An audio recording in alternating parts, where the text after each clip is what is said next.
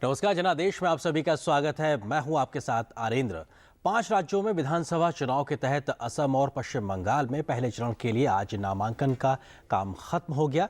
जहां असम में पहले चरण में 65 विधानसभा सीटों पर चुनाव होगा, तो वहीं पश्चिम बंगाल में 18 सीटों पर पहले चरण के लिए 4 अप्रैल को वोट डाले जाएंगे। जनादेश में आज बात करेंगे दोनों राज्यों में होने वाले पहले चरण के चुनाव में क्या कुछ खास दांव पे लगा है। साथ ही बात होगी दोनों राज्यों में बांग्लादेशी घुसपैठ आखिर कितना बड़ा मुद्दा है। लेकिन शुरुआत इस वक्त की चुनावी हेडलाइंस के साथ।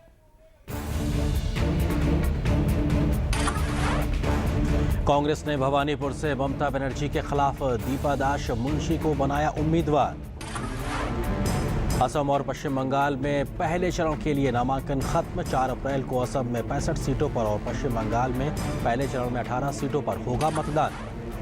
असम में मुख्यमंत्री तरुण गोगोई और बीजेपी के सोनोवाल, एजीपी के अतुल बोरा, तो बंगाल में बलरामपुर से ममता सरकार में कैबिनेट मंत्री शांतिराम महतो चुनाव मैदान में होंगे आमने सामने। विधानसभा चुनाव के मद्देनजर केरल और पश्चिम बंगाल का किया चुनाव आयोग ने दौरा। चुनाव अधिकारियों, जिलाधिकारियों और विभिन्न राजनीतिक दलों के प्रतिनिधियों के साथ की बैठक।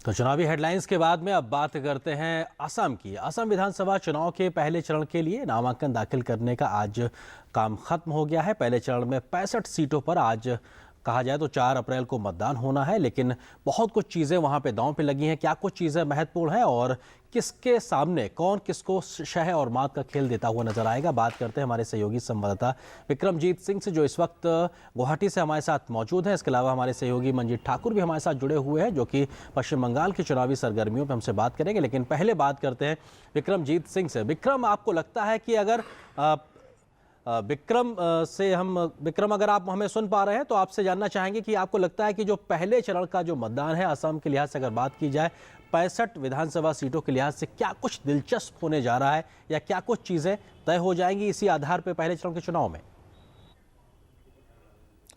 जी बिल्कुल, आपने ठीक कहा। अगर जो पहले चरण का चुनाव है वो ऊपरी असम का चुनाव है, तो ऊपरी असम में जो सीटें हैं वो कुल जो पहले चरण की सीटें हैं वो 65 सीटें हैं। ऊपरी असम है, नॉर्थ बैंक है और बराक वैली है। तो ये जो पूरा चरण है, इसमें अगर 2011 की बात करें तो कांग्रेस की कुल 65 में से 51 सीटें आई थी। लेकिन 2014 में बिल्कुल तस्वीर बदल ही गई थी। बीजेपी ने बहुत ज़बरदस्त यहाँ पर सेंध लगाई थी। तो कुल मिलाकर बीजेपी अपनी उस जो बढ़त 2014 की थी उसको रिटेन करने की कोशिश करेगी। लेकिन कांग्रेस जो है 2011 का जो उनके नतीजे थे उसको दोहराने की पूरी कोशिश करी। लेकिन बीजेपी की तरफ से जो बिसात बिछाई गई है इस पूरे असम में, तो उन्होंने तीताबार, जो कि मुख्यमंत्री तरुण गोगोई का विधानसभा क्षेत्र है, वहां से कामाख्या प्रसाद, जो कि जोरहाट से सांसद हैं बीजेपी के, उनको उतारा है ताकि जो तरुण गोगोई है उनको वहां से घेरा जाए। तो वहीं पर जो मझौली से है सर्बानंद सोनोवाल, जो एसटी सीट है, वहां पर सर्बानंद सोनोवाल चुनाव लड़ रहे हैं। जहां तक मुद्दों की बात करी जाए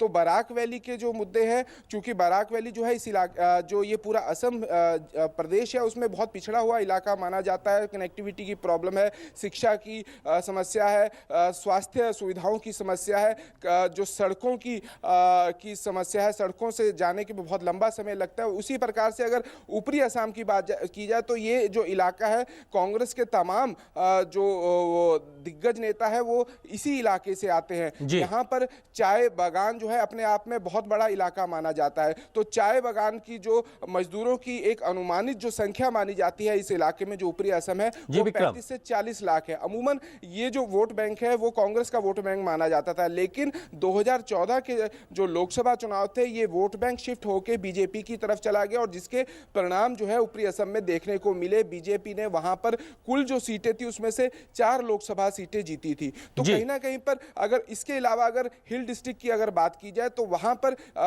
जो है पिछले विधानसभा चुनाव में 5 की 5 सीटें जो है वो कांग्रेस ने जीती थी। लेकिन और लोकसभा चुनाव में भी वो सीट कांग्रेस की रही थी। लेकिन जहां तक लोकसभा चुनाव में विधानसभा क्षेत्र में लीड की बात करें तो ये आंकड़ा कांग्रेस और बीजेपी में 3-2 का रहा था। तो कुल मिलाकर जो मामला है इस इलाके में काफी दिलचस्प होने वाला है। बिल्कुल, आप विक्रम आप हमारे साथ रहिए, लेकिन उससे पहले पहले एक रिपोर्ट पर नजर डाल लेते हैं कि आखिर जो पहला चरण का जो चुनाव है असम में विधानसभा के लेके जिन 65 सीटों पर चुनाव होना है, वहां पे कौन सी महत्वपूर्ण सीटें हैं, कौन से प्रमुख शहर हैं और किन मुद्दों के आधार पर इस बार सियासी पाले जो हैं खिंचते नजर आ रहे हैं। इस रिपोर्ट को देखिए, इस चर्चा को आगे जारी रखेंगे।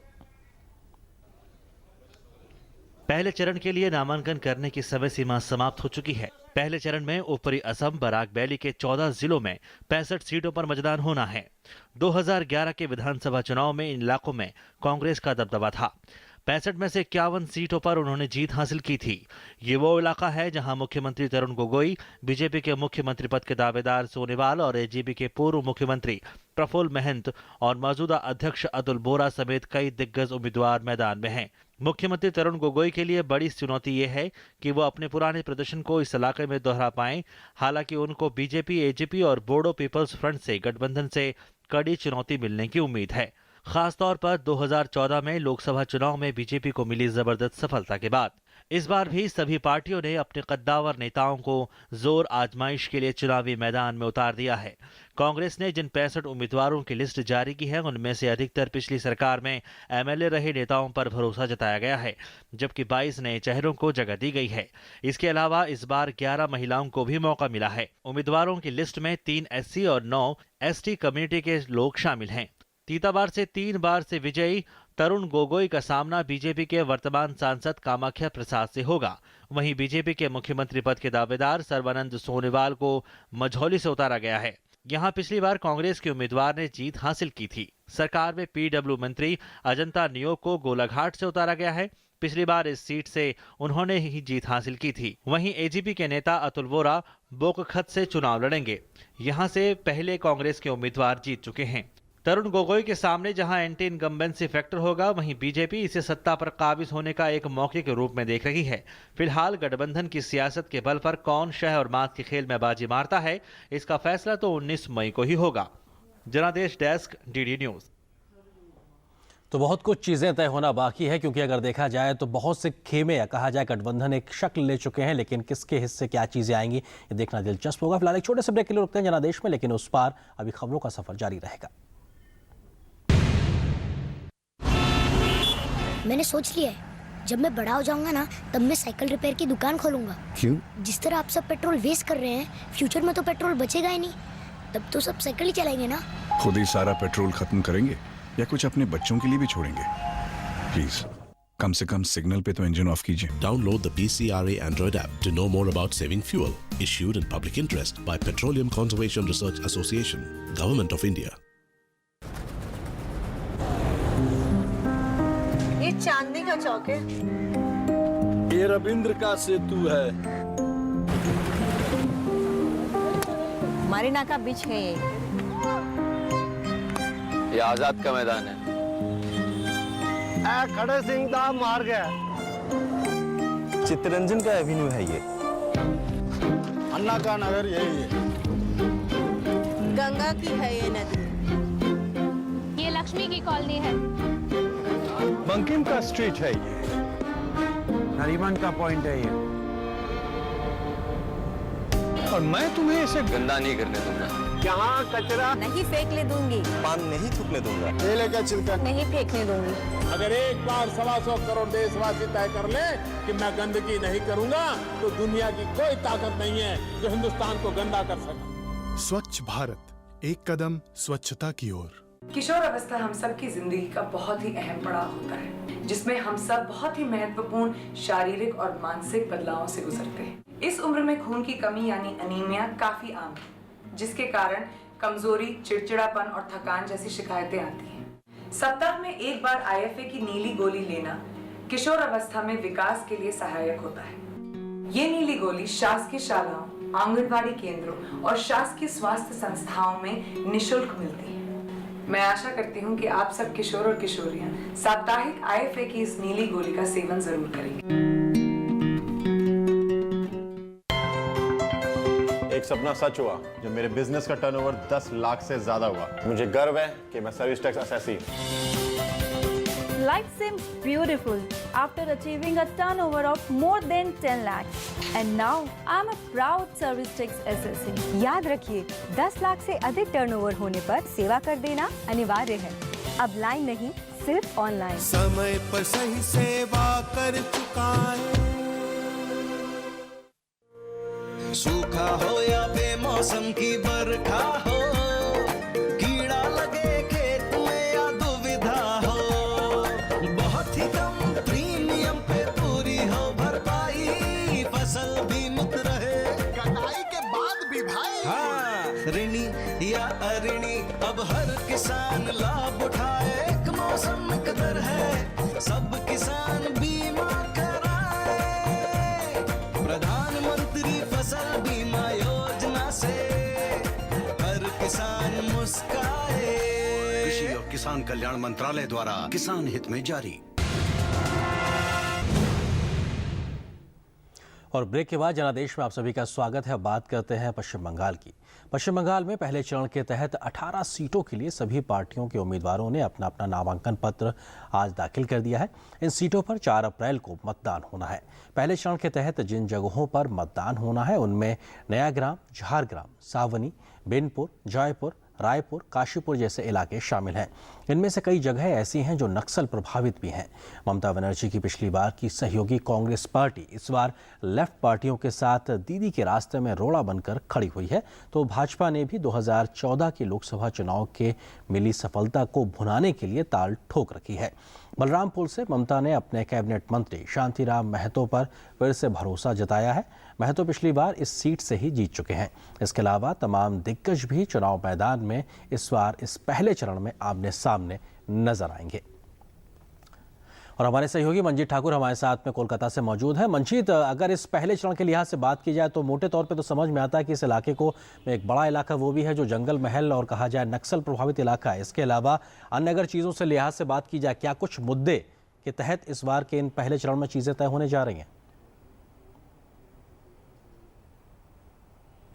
देखिए अरेंद्र, निश्चित रूप से जो 18 जो सीटें हैं वो 3 ज़िलों की हैं, पुरुलिया, बांकुड़ा और पश्चिमी मेदिनीपुर। और ये इलाका है जंगल महल का।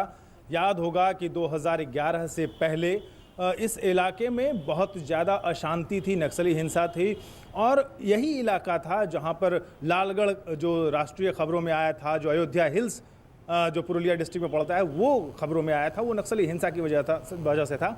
ममता बनर्जी ने कहा कि जंगलोर उन्नयन मतलब जंगल का विकास करेंगे, जंगल महल का विकास करेंगे। विकास के आंकड़े क्या कहते हैं ये अलग दावे का विषय है, लेकिन एक बात कहना होगा कि पिछले 3.5 साल से यहाँ पर शांति है। राजनीतिक हिंसा की वजह से या नक्सली हिंसा की वजह से एक भी जान नहीं गई है। तो ये एक बड़ी कामयाबी के तौर पर जो केंद्रीय सुरक्षा बल हैं उनका और एक तरह से राज्य सरकार का भी गिना जाना चाहिए। लेकिन ये इलाका जो है, इस बार ये देखना होगा कि इस इलाके में जो विकास की गतिविधियां हैं वो 2 रुपए किलो चावल या मनरेगा की मजदूरी जो केंद्र सरकार के पैसे से होता है, उसके दम पर विकास के दावे को कितना सच माना जा सकता है। क्योंकि अयोध्या हिल्स हो या पश्चिमी मेदिनीपुर का इलाका हो, लालगढ़ हो, सालबनी हो, झाड़ग्राम हो, इन सब इलाके, ये सब इलाके जो है ठिठक कर देख रहे हैं कि विकास की गतिविधियां अब इन 2 मनरेगा की मजदूरी से आगे रोजगार पैदा करने वाली चीजें हों, शिक्षा के केंद्र खुले, सड़कें बनी हैं, इसमें कोई शक नहीं है। लेकिन विकास में बिजली जैसी चीजें भी हैं और भी रोजगार जैसे मसले हैं, इंडस्ट्री बिल्कुल भी नहीं लगा है, पानी की बहुत बड़ी समस्या है पुरुलिया के इलाके में। तो इन सब मसलों को अब आने वाली सरकार को देखना होगा और इसी मुद्दे पर यह चुनाव लड़ा जा रहा है। बिल्कुल। और मंजीत, अगर मुद्दों के लिहाज से अगर बात की जाए, आपको लगता है कि जिस प्रकार से बांग्लादेशी घुसपैठ जैसा मुद्दा हम असम में भी अभी बात करेंगे, लेकिन बंगाल के लिहाज से कितना एक बड़े मुद्दे के तौर पे है, अगर खासतौर से हम पूरे बंगाल के लिहाज से बात करें या पहले चरण के लिहाज से? देखिए जो आंकड़े हैं वो बहुत प्रामाणिक तो नहीं हैं, लेकिन जो कहा गया कि 2011 की जो जनगणना के आंकड़े हैं उसके हिसाब से जो माइग्रेंट्स थे यहाँ पे वो 55 लाख लोग थे। 2011 में 91 में ये 51 लाख था। लेकिन ये सेंसस का आंकड़ा है, सरकारी आंकड़ा है, लेकिन गैर सरकारी संगठनों के हिसाब जो अनुपात है, जो हिंदू मुस्लिम अनुपात में इसलिए कहना चाहूँगा, जो 1951 में 78-19 का अनुपात था वो 2001 में 72-26 का हो गया हिंदू मुस्लिम आबादी का। ये आबादी में जो बदलाव आया है वो सीमावर्ती इलाकों में आया है, मालदा में आया है, मुर्शिदाबाद में आया है, उत्तरी दक्षिणी दिनाजपुर में आया है। इसके अलावा जो 24 परगना, साउथ 24 परगना है उसमें आया है, कोलकाता है, हावड़ा, ऐसे ज़िले हैं जो बांग्लादेश बांग्लादेश की सीमा से नज़दीक है, वहाँ पे ये परिवर्तन आया है। मालदा ज़िला जो 1951 में एक हिंदू बहुल ज़िला था, आज की तारीख में वो मुस्लिम बहुल हो गया है। बाकी इलाके से, क्योंकि मुस्लिमों में सिर्फ आबादी इसलिए नहीं बढ़ रही है कि जो परिवार नियोजन के उपाय हैं, बल्कि इसलिए क्योंकि घुसपैठ बढ़ी है और ये एक बड़ा मसला है। 1971 के बाद से ये समस्या इस इलाके में ज़्यादा देखी जा रही है, खास करके पश्चिम बंगाल में करीब 39% की दशकीय वृद्धि दर दर्ज की गई है 1981 से 91 के बीच में। ये जो अवैध घुसपैठिए थे बांग्लादेश के, उनकी जो संख्या है उसमें 64% की उछाल देखी गई है। जाहिर है इसके पीछे राजनीतिक वजह हैं।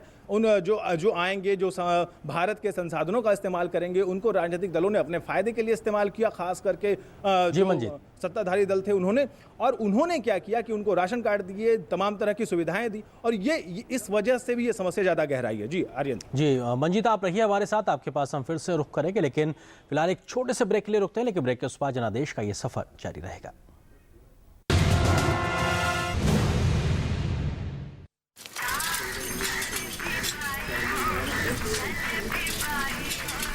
आज बड़ा चकाचक दिख रहा है, बोला कहाँ चला?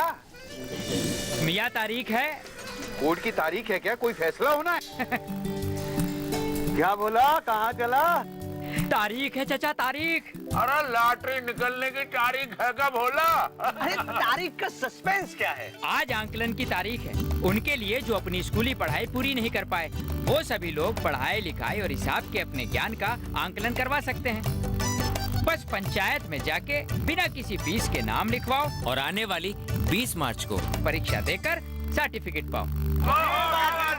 पता लगा तारीख क्या है? पढ़िए कहीं भी कभी भी। साक्षर भारत अभियान। अधिक जानकारी के लिए अपने सरपंच से संपर्क कीजिए।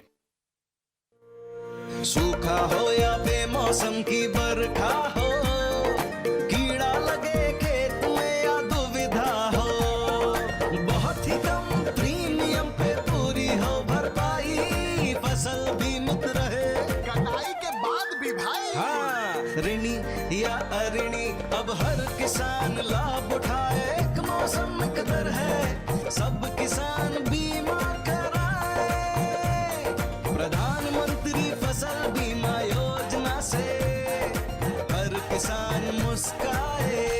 कृषि और किसान कल्याण मंत्रालय द्वारा किसान हित में जारी। एक सपना सच हुआ जब मेरे बिजनेस का टर्नओवर 10 लाख से ज्यादा हुआ। मुझे गर्व है कि मैं service tax assessee. Life seems beautiful after achieving a turnover of more than 10 lakhs. And now I'm a proud service tax assessee. याद रखिए, 10 लाख से अधिक टर्नओवर होने पर सेवा कर देना अनिवार्य है। अब लाइन नहीं, सिर्फ ऑनलाइन। समय पर सही सेवा कर चुकाए, सूखा हो या बेमौसम की बरखा हो, कीड़ा लगे खेत में या दुविधा हो, बहुत ही कम प्रीमियम पे पूरी हो भरपाई, फसल बीमित रहे कटाई के बाद भी भाई। हाँ, ऋणी या अऋणी अब हर किसान लाभ उठाए, एक मौसम कदर है, सब किसान बीमा कराए, प्रधानमंत्री फसल बीमा योजना से हर किसान मुस्काए। कृषि और किसान कल्याण मंत्रालय द्वारा किसान हित में जारी।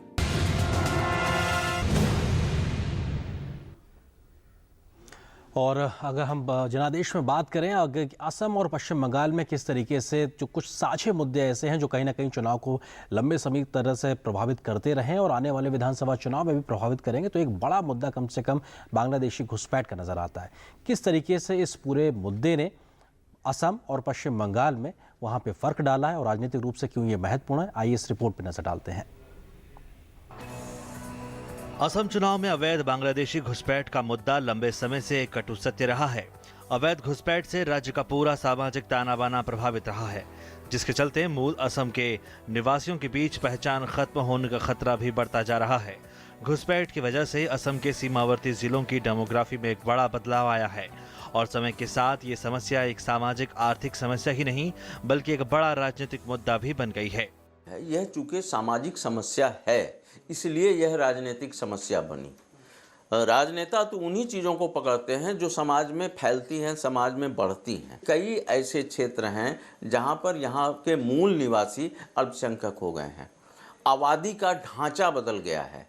जहां पर वो मेजॉरिटी थे वहां पर वो माइनॉरिटी हो गए हैं। ऐसा नहीं है कि राज्य में घुसपैठ रोकने के लिए प्रयास नहीं किए गए, पर वो अपने आप में नाकाफी और आधे अधूरे साबित हुए।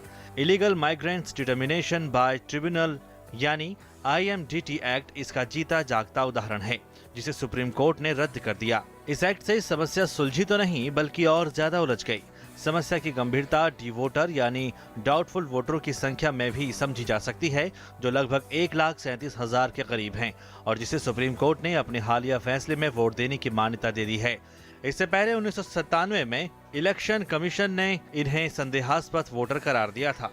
डिफेक्टर असम की 24 सीटों पर असर डाल सकता है। इस समस्या के समाधान के लिए सीमा पर सख्ती की गई है। नेशनल रजिस्टर ऑफ सिटीजन्स यानी NRC पर विशेषज्ञों का मानना है कि राजनीतिक इच्छा शक्ति। भारत की 4095 किलोमीटर की सीमा बांग्लादेश के साथ लगती है, जो किसी दूसरे पड़ोसी में सबसे ज्यादा है। 2216 किलोमीटर पश्चिम बंगाल के साथ बांग्लादेश की सीमा मिली हुई है। इसी खुली हुई सीमा के जरिए बांग्लादेश से लगातार अवैध घुसपैठ होती रही है। पश्चिम बंगाल इस अवैध घुसपैठ के पीड़ित राज्यों में से एक है। यहाँ असम की तरह अवैध घुसपैठ के खिलाफ राजनीतिक सामाजिक विरोध तो नहीं हुआ, लेकिन इस घुसपैठ ने राज्य की आर्थिक स्थिति को काफी नुकसान पहुंचाया है। नागरिक नहीं आए, इसके लिए बहुत समस्या बढ़ जाता है। इससे अर्थनैतिक पोजीशन भी बहुत देश का खराब होता है।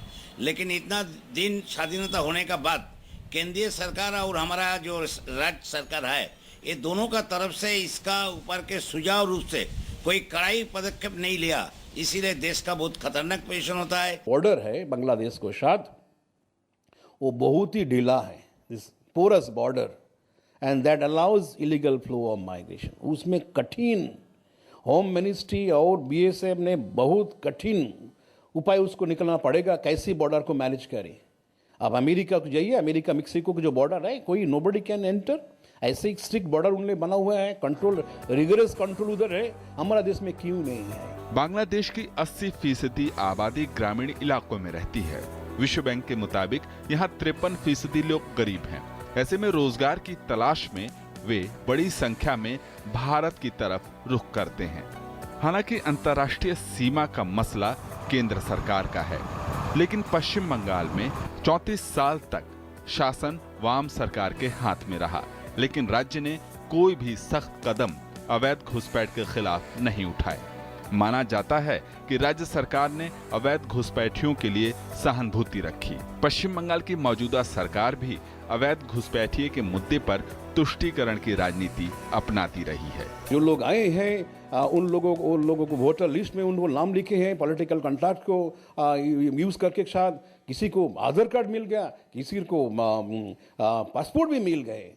अभी till now you see that अभी इसका कोई समाधान नहीं है कि हम उसको पुश बैक करें, नहीं। एक अनुमान के मुताबिक पश्चिम बंगाल में 35 से 40 लाख लोग अवैध घुसपैठिए के रूप में रह रहे हैं। इनमें से अधिकतर यानी 98% बांग्लादेशी हैं। कूच बिहार, मुर्शिदाबाद, 24 परगना, नादिया, बीरभूम में सबसे ज्यादा अवैध रूप से घुसपैठिए रह रहे हैं। देश में चलन है कि कई मायनों में अमेरिका और यूरोपियन देशों का उदाहरण दिया जाता है। वो बात अलग है कि इन देशों में आर्थिक अवैध घुसपैठ कतई बर्दाश्त नहीं किया जाता, लेकिन हमारे देश में राजनीति के वोट बैंक का आंकड़ा पहली शर्त है, चाहे आर्थिक सामाजिक स्थिति के आंकड़े गड़बड़ा जाएं। Bureau report, DD news. Guwahati से विक्रम हमारे साथ मौजूद हैं। विक्रम, अगर देखा जाए तो अवैध जो घुसपैठ का जो मामला है 2014 के चुनाव में इसने काफ़ी कुछ असर दिखाया था। 2016 में क्या कुछ सूरत हाल है इस मुद्दे को लेकर? जी, आपने बिल्कुल ठीक कहा। जो इस बार विधानसभा चुनाव है असम का, इसमें एक ये बड़ा मुद्दा है, क्योंकि इस मुद्दे से जो यहाँ के जो असमिया लोग हैं उनके आइडेंटिटी का क्राइसिस चेंज हो गया। 9 ऐसे ज़िले हैं, 2 ज़िले बराक वैली के और 7 ज़िले लोअर असम के, जहाँ पर कि पूरा डेमोग्राफिक चेंज आ गया है। जो बांग्लादेशी अवैध घुसपैठ करके आए लोग हैं वो उन ज़िलों में मेजॉरिटी में आ गए, जबकि स्थानीय लोग वहाँ पर जो है माइनॉरिटी में आ गए। बराक वैली के हैलाकांडी और करीमगंज ये ज़िले हैं जबकि धुबरी, बरपेटा, मरीगांव, ग्वालपाड़ा ये तमाम ऐसे ज़िले हैं जहां पर कि इनकी संख्या बहुत ज़्यादा हो गई। और इतना ही नहीं बल्कि अपर असम हो या बाकी के हिस्से हो, चाहे वो गुवाहाटी का हिस्सा हो या अपर असम का हिस्सा हो, वहाँ भी इनकी संख्या देखी जा रही। तो कहीं ना कहीं पर जो यहाँ के लोकल असमिया हैं उनके मन में ये भावना आ गई है कि आने वाले सालों में क्या होगा। हालांकि कई कदम भी उठाए गए हैं लेकिन ज़मीनी स्तर पर जो है वो बहुत ज़्यादा इंप्लीमेंट नहीं होगा। आजकल जो बात की जा रही है वो एनआरसी की बात की जा रही है कि एनआरसी का काम जो है असम में तेजी से होना चाहिए। लेकिन एनआरसी का काम कितनी तेजी से, स्वाभाविक है कि जिस प्रकार से राजनीतिक इच्छा शक्ति होती है, वोट बैंक पॉलिटिक्स होती है, तो उसकी वजह से ये तमाम जो चीज़ें हैं ये पीछे रह जाती है, जिस प्रकार से लगातार सालों से देखते आ रहे हैं। क्योंकि ये जो समस्या है ये आज की समस्या नहीं है। 1971 में 2 जिले से प्रभावित थे, उसके बाद 1991 में 4 जिले हो गए, उसके बाद 2001 में ये संख्या 6 हो गई और 2011 में ये संख्या 9 की हो गई। तो स्वाभाविक है जिस प्रकार से लगातार यहाँ का जो सामाजिक ताना बाना है वो लगातार परिवर्तन हो रहा है। लेकिन इसमें एक चीज और ऐड करना चाहूंगा, जो आर्थिक पक्ष है इस सारे मामले का, कि ये जो यहाँ पर जो बांग्लादेशी घुसपैठिए आते हैं वो जो छोटे स्तर के काम है, चाहे वो कृषि क्षेत्र में मजदूरी का हो या कंस्ट्रक्शन में लेबर का हो, ठेले का काम हो, रिक्शे का काम हो, यहाँ पर इन्होंने मोनोपोली बना लिया। तो बिल्कुल, तो आपने एक ऐसा मसला इसने सामाजिक, सांस्कृतिक, आर्थिक रूप से कहीं ना कहीं बहुत कुछ चीजों पे फर्क डाला दोनों ही राज्यों के लिहाज से अगर बात की जाए, असम इसके अलावा पश्चिम बंगाल का। हमारे दोनों सहयोगियों का बहुत शुक्रिया, विक्रम आपका भी, इसके अलावा मंजीत आपका भी हमारे साथ जुड़ने के लिए। तो आज जनादेश में बस इतना ही, लेकिन जनादेश के माध्यम से 5 राज्यों में होने वाले विधानसभा चुनाव की हर जरूरी और अहम खबर हम लगातार दूरदर्शन न्यूज के माध्यम से आपको दिखाते रहेंगे। आज बस इतना ही, नमस्कार।